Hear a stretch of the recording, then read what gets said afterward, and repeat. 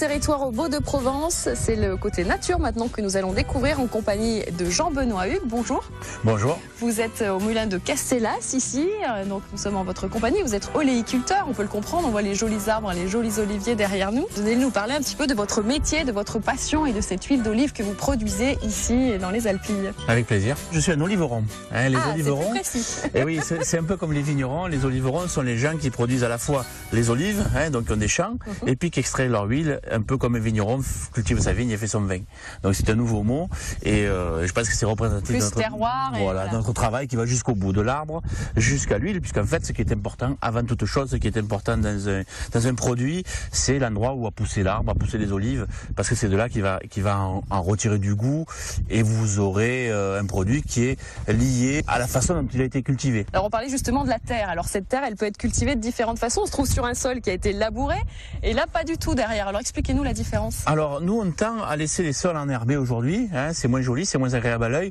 Les Alpilles sont des vieilles montagnes avec beaucoup d'alluvions, beaucoup d'érosion alluvionnaire sur les bords, et tout ça a tendance à s'éroder assez rapidement. Et si nous, les humains, on le travaille un peu trop, on favorise cette érosion et ce lessivage des sols. Donc aujourd'hui, vous voyez, on laisse de plus en plus des champs enherbés pour que l'herbe retienne le sol, le fasse respirer, puisque l'herbe c'est ce qu'il y a de mieux, et on évite de travailler les sols. Donc c'est dans un souci de préservation du terrain. Oui. Alors en ce moment, nous sommes au mois de mars, le printemps arrive. Alors qu'est-ce que vous faites? Quel est votre travail en ce moment? Alors dans les champs, il n'y a pas grand-chose à faire en ce moment. Enfin, il y a un gros sujet qui est la taille. Donc on taille les oliviers.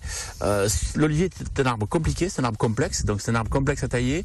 Il y a probablement autant de tailles, de types de tailles que d'oliverons.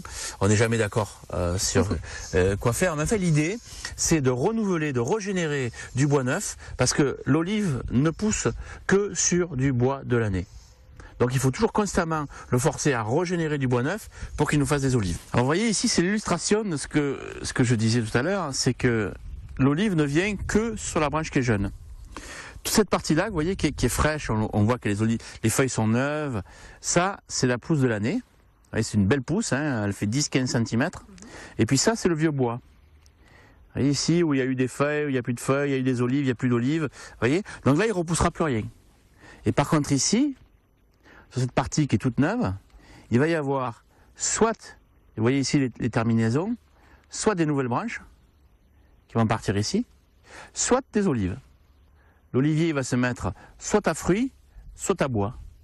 Et c'est pour ça que nous, notre travail donc de façonnage de cet arbre, de ce buisson, puisque c'est vraiment un buisson, c'est de couper, si vous voulez, les vieilles branches pour qu'elles partent sur du nouveau bois. Et ça, on le fait, vous voyez, ici, il y a eu une taille précédente ici, vous voyez, donc ça, c'est un nouveau bras, et ainsi de suite. Et l'idée, c'est soit on fait des petites coupes, soit on fait des grosses coupes. Il y a plusieurs techniques de taille. En fait, le but, c'est de vraiment générer du bois neuf.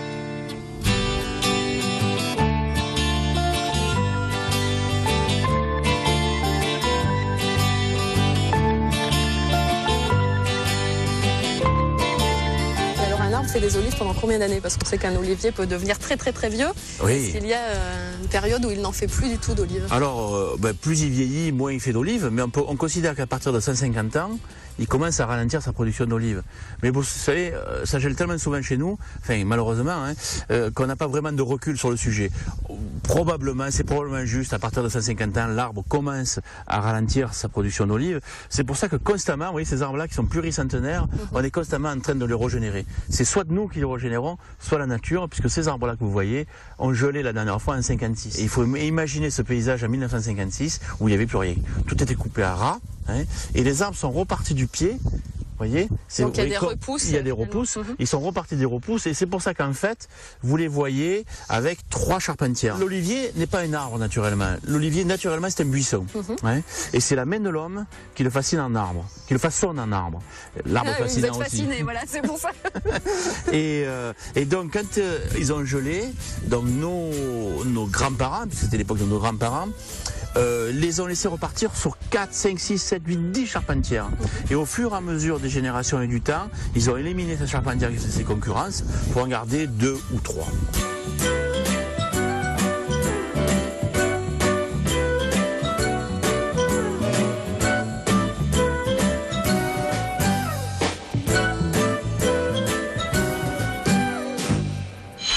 Vous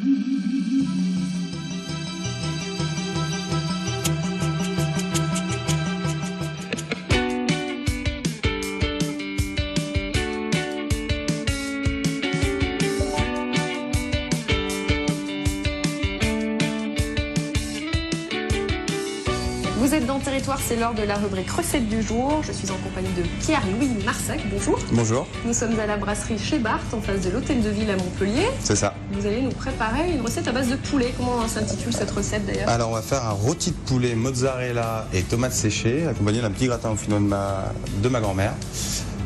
Tout simple. Mais c'est moi qui le fais. Mais non, mais c'est une recette de ma grand-mère et c'est moi qui le fais et c'est tout simple, vous verrez, et c'est très bon. Alors on va d'abord parler peut-être des ingrédients, donc forcément un poulet. Un poulet de bonne qualité de préférence, des tomates séchées, de la mozzarella, du pesto, des oignons, carottes, céleri et blanc de poireau pour faire le fond de volaille, de la crème et des pommes de terre avec une petite gousse d'ail pour faire le gratin dauphinois. Alors à la maison, bien sûr, on aime faire des produits de qualité, des produits locaux, des produits frais. C'est ça. C'est le cas. Et au restaurant chez Barthes aussi. Alors on commence par quoi? On va commencer par le poulet. On suit les os. C'est assez simple. On va le diviser en deux. On va faire 2 rôtis dans un poulet. Donc évidemment, on essaye d'avoir le plus de chair possible, pas en gaspiller. On récupère le solilès. Donc après, on va enlever les os. On passe dessus et on fait le tour. Puis on passe dessous. Ça a l'air facile hein, quand on vous regarde. Mais c'est très C'est facile. vrai? Alors vous êtes installé ici depuis 4 ans environ? C'est ça, mai 2009. On récupère le plus de chair possible et on a notre première moitié de poulet. Donc maintenant, on va faire le fond de volaille. Donc pour le fond, on va récupérer les os. On va mettre les os hop, dans une casserole. On va récupérer la carcasse. On enlève le croupion parce qu'il y a les glandes à l'intérieur et que c'est pas très bon. On enlève l'excédent de gras, de peau. Puis il y en a assez dans le poulet déjà. Après, on la casse. On peut aussi la hacher. On rajoute. Donc on récupère un oignon, carotte, céleri, poireau. Tout ça réalisé sans trucage, hein, c'est la vitesse normale. Donc on fait une petite garniture aromatique. Hop. Toute jolie, toute colorée en plus. Voilà. Hop. Donc on va faire colorer tout ça et on va mouiller au cognac. Donc on met un petit peu d'huile, le feu très fort et on va faire flamber au cognac.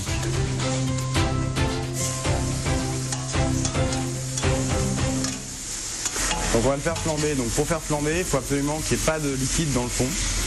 Faire un point de chauffe, c'est-à-dire un endroit sec.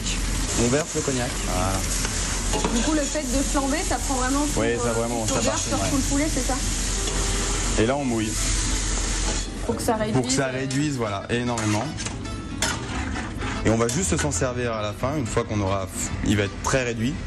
On va le monter au beurre ou à l'huile d'olive, après ça dépend des goûts. Et rajouter un petit peu de thym frais. Et on se servira de ça pour mettre sur le poulet. Donc on fait colorer. Donc on va faire le rôti de poulet dans une papillote, papier d'alu. On taille légèrement la cuisse pour éviter qu'elle se rétracte. Il y a plein de petits nerfs. On enlève l'aiguillette. On la met du côté où il y a le moins de blanc. Et on essaye de faire un rectangle. Hop.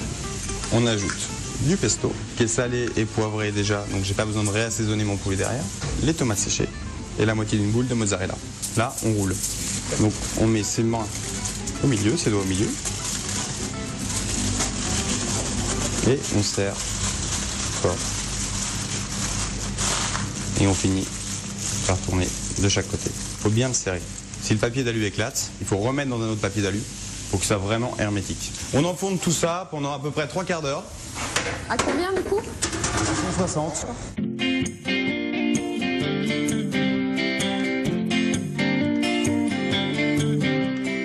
Donc là, on va faire le gratin dauphinois. Donc on va tailler les pommes de terre finement et régulièrement. Il faut pour que la cuisson soit uniforme.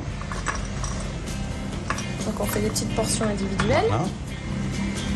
Voilà. Alors après, Après, on va saler, poivrer la crème.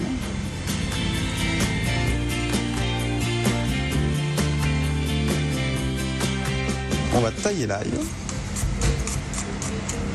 Donc après ça, c'est suivant les goûts, la quantité. On répartit. Voilà. On rajoute la crème jusqu'aux 2 tiers. Faut pas que ce soit couvert. Et on enfourne avec le poulet à la même température. Et du coup, combien de temps là alors? Pour des petites comme ça, une demi-heure à peu près. Ça boue, ça réduit doucement? Ça réduit doucement. Là, il n'y a plus qu'à attendre. Voilà. Attendons, ma foi.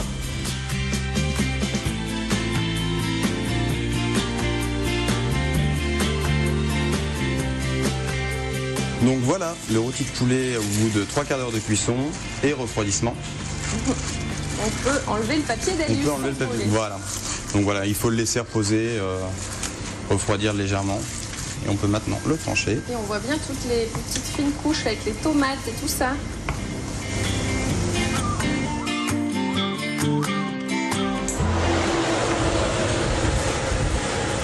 Le gratin, le gratin. Et donc, au bout, hop, d'une demi-heure de cuisson. Voilà le gratin. Donc Ça tout sent simple. trop bon. Il n'y a pas plus simple comme recette. Juste un petit peu de crème, du sel, du poivre, un petit peu d'ail. Pas besoin de faire précuire les pommes de terre avant, pas besoin de les faire tremper dans du lait, pas besoin de... Juste de la crème. Et du coup, les pommes de terre sont très fondantes. Pas de fromage, évidemment. Tout simplement. Donc le fond est suffisamment réduit. Donc on éteint. On va le passer à l'étamine. Et là, on va finir de le faire bouillir, réduire avec un petit peu de thym. On va encore le faire réduire de moitié à peu près, 5 minutes. Donc on va prendre une belle noisette de beurre Grosse noisette. pour faire une émulsion. La matière grasse dans l'eau va lui donner une consistance un petit peu plus crémeuse. Et le temps qu'on dresse le plat, le jus sera fini, le fond sera suffisamment réduit et on va pouvoir dresser l'assiette. Donc maintenant on dresse le poulet. Une belle portion avec 3 tranches de rôti. Voilà. Les tomates. Les petites tomates séchées, ça va rappeler que c'est un rôti au poulet. Quelques branches de thym. Et donc maintenant, le fond va quand même bien réduire. Il est beau, il est tout lisse. Donc pas énormément non plus. Ah, on est à côté, pas dessus. Ouais. Non. Et pas trop parce que c'est très très fort en goût. Et voilà.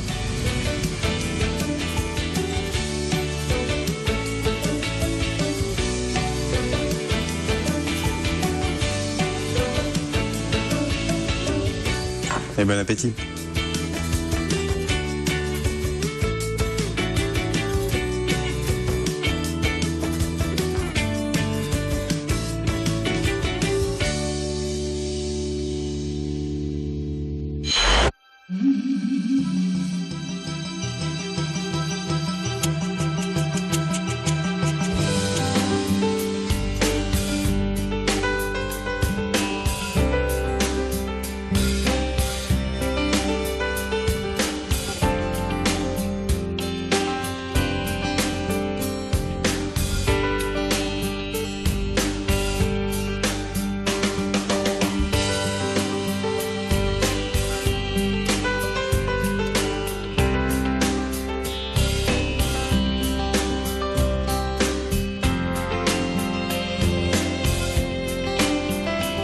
Combien d'hectares avez-vous ici? Alors nous, on a 45 hectares.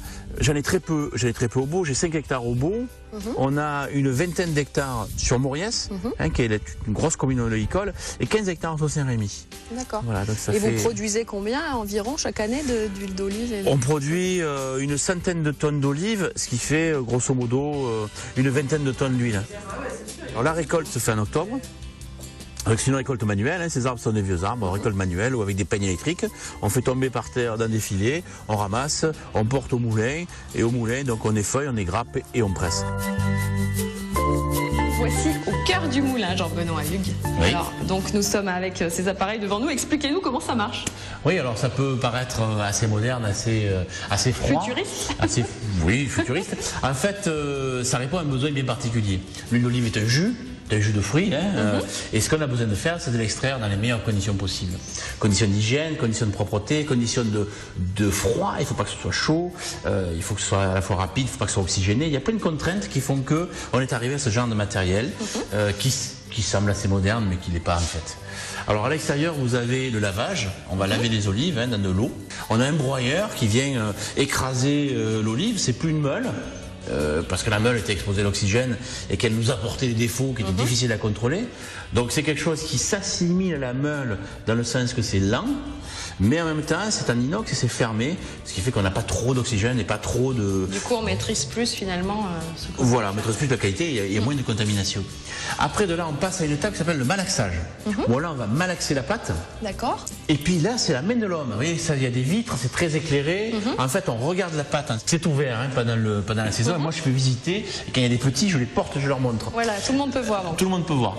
Et la couleur de la pâte vous détermine la durée de malaxage. Donc c'est vraiment l'œil humain qui va quand même donner la finalité du produit. Après de là, on va aller sur cette machine-là qui s'appelle un décanteur. Et on va... c'est l'équivalent de la presse. En fait, c'est un gros cylindre à l'intérieur qui, en tournant, vient écraser la pâte sur les parois d'un cylindre qui tourne. Donc c'est une force centrifuge naturelle, mécanique. L'avantage de l'huile d'olive, je ne vous l'ai pas dit, mais c'est que c'est un processus exclusivement mécanique. Il n'y a pas de chimie dans l'huile d'olive. Et donc ça va sortir. On va avoir ici les grignons humides, donc ce qui est rejeté, 80% de l'olive est jeté. Et ça, nous, on va le répandre dans nos vergers. D'accord. Et puis les 20%, c'est-à-dire l'huile d'olive elle-même, on va l'envoyer sur ce système-là, qui est une centrifugeuse où on va la clarifier. On va enlever les particules en suspension qui pourraient rester. Et puis ici, vous avez le produit final. Avec l'huile d'olive, il n'y a rien de plus simple. C'est un processus qui est très simple, qui doit se faire le plus vite possible. Il faut, si possible, presser dans les 24 heures. D'accord, donc juste après la cueillette, il faut s'y mettre, on vient au moulin. Exactement, pour éviter la contamination. Et nous, la chance qu'on a, c'est quand on a conçu ce moulin, on est debout sur les cuves. C'est-à-dire qu'ici, une fois qu'on a obtenu notre huile, on la fait couler par gravité. Il n'y a pas de tuyau, il n'y a pas de pompe, ça va tout seul dans les cuves. Directement dans les cuves, c'est miraculeux. Presque.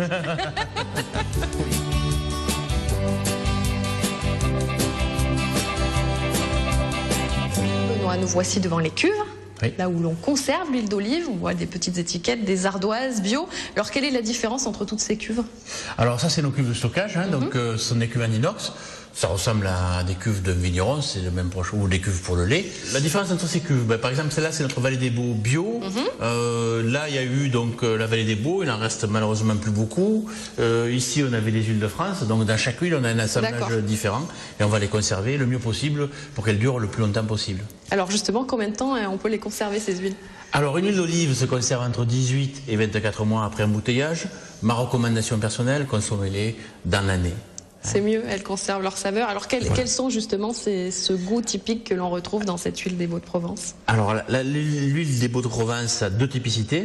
C'est une huile un peu bipolaire parce qu'elles sont à l'antipode les unes des autres.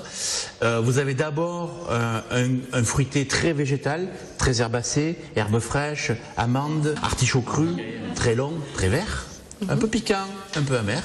Et puis vous avez l'autre typicité qui est à l'opposé, qui elle est absence d'attributs végétaux. On se retrouve sur des connotations d'olive noire, de truffes, de sous-bois, de pâte d'olive, d'olive noire.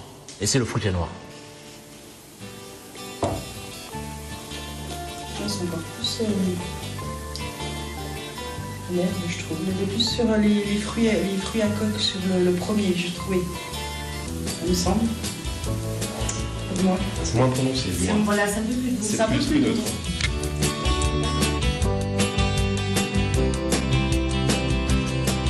Dégustation et visite du domaine, vous trouverez ici des conseils éclairés livrés par un couple de passionnés, Jean-Benoît et Catherine Hugues. Le moulin Castellas est ouvert toute l'année. Venez succomber au velouté d'huiles AOP médaillées et assemblées avec amour.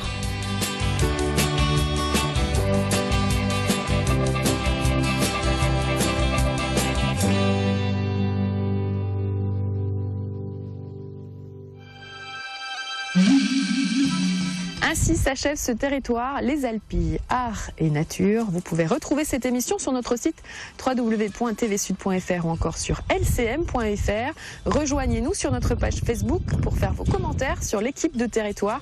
Et on se retrouve dès vendredi prochain pour une nouvelle thématique et une nouvelle aventure dans notre belle région du Sud. Soyez au rendez-vous.